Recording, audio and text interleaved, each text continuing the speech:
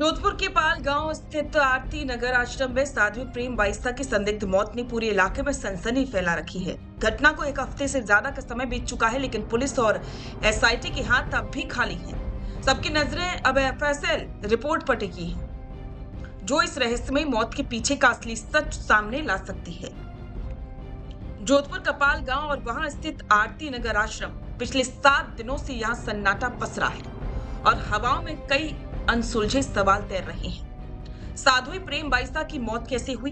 क्या ये प्राकृतिक मृत्यु थी या इसके पीछे कोई गहरी साजिश? पुलिस प्रशासन और एसआईटी की टीमें लगातार जांच में जुटी हैं, लेकिन मौत की असली वजह अब भी एक पहेली बनी हुई है। शुरुआत में इस मौत को लेकर कई तरह की आशंकाएं जताई जा रही थी। सबसे बड़ा सवाल जहर को लेकर था, लेकिन ताजा मेडिकल अपडेट ने मामले को नया मोड़ दे दिया है। डॉक्टरों के मुताबिक पोस्टमार्टम में शरीर पर किसी भी तरह की चोट के निशान नहीं मिले हैं। सबसे बड़ी बात यह है कि अब तक की जांच में शरीर के भीतर किसी भी जहरीले पदार्थ या टॉक्सिक एलिमेंट की पुष्टि नहीं हुई है। पुलिस भी बार बार इसी बात पर जोर दे रही है कि जहर के कोई साक्ष्य नहीं मिले। जब जहर की थ्योरी कमजोर पड़ी तो जांच टीम का ध्यान साध्वी की सेहत की ओर गया। एसआईटी और एफएसएल को आश्रम की तलाशी के दौरान कुछ दवाइयां मिली हैं। शुरुआती जांच में ये दवाइयां अस्थमा यानी कि दवा से संबंधित बताई जा रही हैं। पुलिस अब इस एंगल पर काम कर रही है कि क्या साध्वी लंबे समय से अस्थमा से पीड़ित थी? क्या उन्हें कोई अचानक दौरा पड़ा?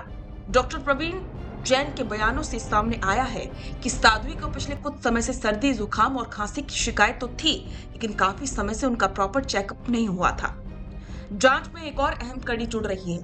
28 जनवरी की तारीख, उस दिन साध्वी को बेसुध हालत में अस्पताल लाया गया था। अस्पताल स्टाफ का कहना है कि उस दिन उन्हें कोई दवा या ट्रीटमेंट नहीं दिया गया था, क्योंकि उनकी स्थिति पहले ही बहुत नाजुक थी या वे मृत अवस्था में लाई गई थी। एसआईटी प्रभारी छवि शर्मा का कहना है कि डॉक्टर और स्टाफ के बयान दर्ज कर लिए गए हैं ताकि जांच को आगे बढ़ाया जा सके, लेकिन फाइनल नतीजे के लिए विसरा और एफएसएल रिपोर्ट का इंतजार है।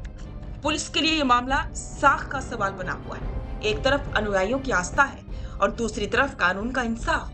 क्या एफएसएल रिपोर्ट में कुछ ऐसा निकलेगा जो अब तक की जांच में नहीं दिखा, या फिर ये मामला खराब सेहत के चलते हुई एक दुखद मृत्यु का ही निकलेगा? फिलहाल पाल गांव के इस आश्रम पर सबकी निगाहें टिकी। जोधपुर की इस बड़ी खबर पर आपकी राय क्या है? क्या आपको लगता है कि जांच सही दिशा में जा रही है? हमें कमेंट में अपनी राय जरूर दें।